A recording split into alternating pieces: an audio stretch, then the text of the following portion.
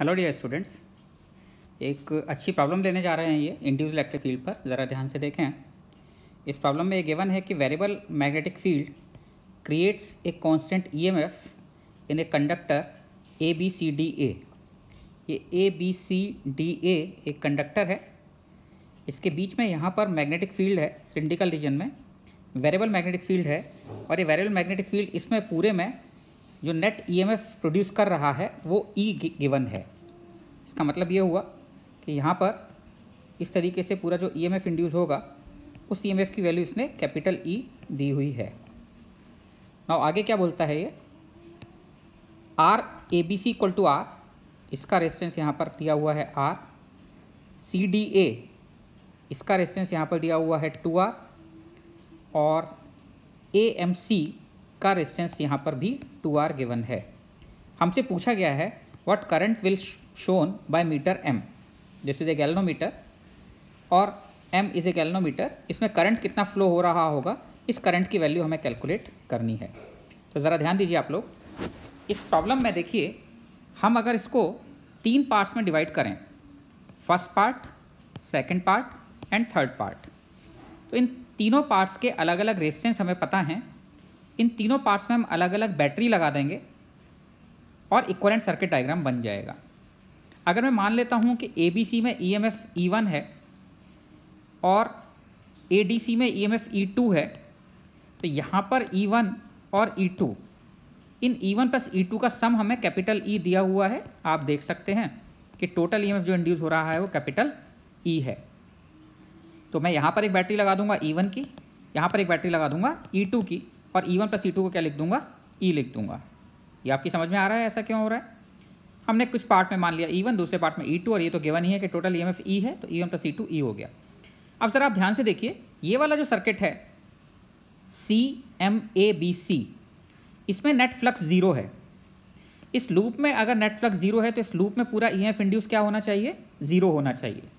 इस लूप में EMF induce 0 कब हो सकता है? अब जैसी बैटरी आपने यहाँ पर लगाई है E1 की, वैसे यहाँ पर भी अगर एक बैटरी E1 की लगा दूँ तो अब इस पूरे लूप में EMF इंड्यूस 0 है। फ्लक्स 0 है, इसलिए EMF इंड्यूस 0 होना चाहिए। और EMF इंड्यूस अगर 0 होना है तो ये ज़रूरी है कि यहाँ पर E1 की बैटरी और यहाँ पर भी E1 की बैटरी लगे। तो यही सब चीज़ें मैंने समझाई हैं, ध्यान दीजिए। अगर मैं मान लूँ EMF इन CBA में EMF को E1 मान लेता हूँ और यहाँ पर EMF को E2 मान लिया है ADC में, तो E1 plus E2 equal to E हो जाएगा। यहाँ पर E1, यहाँ पर E2, और E1 plus E2 equal to E हो जाएगा। इसी तरीके से अगर मैं ABCM, इस पूरे में अगर EMF देखें तो 0 होगा। क्यों 0 होगा? बिकॉज यहाँ पर कोई फ्लक्स नहीं है, 0 फ्लक्स है। इसलिए अगर यहाँ E1 की बैटरी लगाएंगे तो यहाँ पर भी E1 की बैटरी लगानी पड़ेगी। यही एक तरीका है कि नेट EMF 0 हो जाए।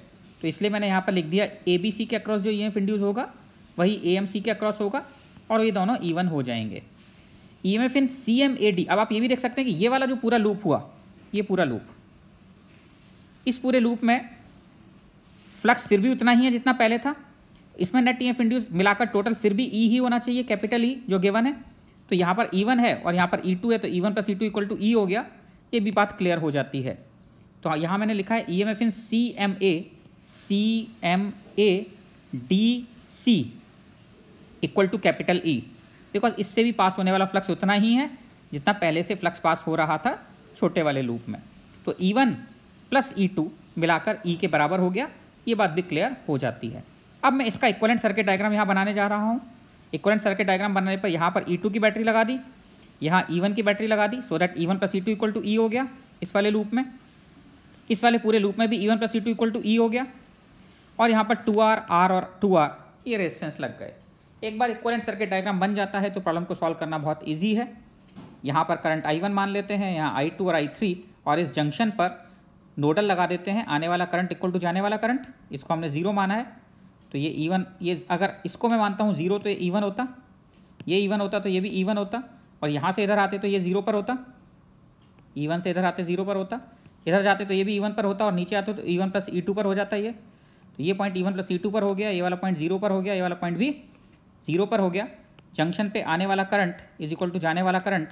आने वाला करंट कितना होगा, E1 plus E2 minus x upon 2R, ये आप लोगों को पता ही है, equal to x minus 0 upon R plus x minus 0 divide by 2R।